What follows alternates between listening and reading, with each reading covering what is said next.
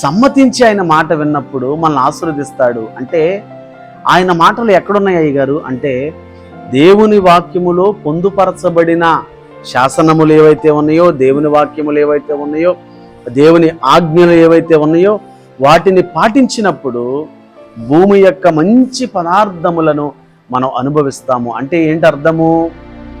ఈ భూమండలం మీద ఉన్న ప్రతి ఆశీర్వాదాన్ని మనం అనుభవించడానికి దేవుడు ఆనతనిస్తాడు, లేదంటే దేవుడు కృపనిస్తాడండి.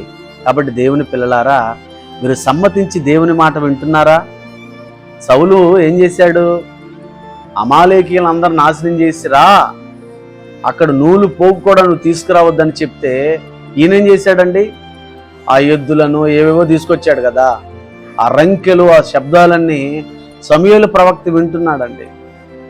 దేవుని బిడ్డలారా, ఆ తర్వాత మనందరం చూస్తాం, సౌలు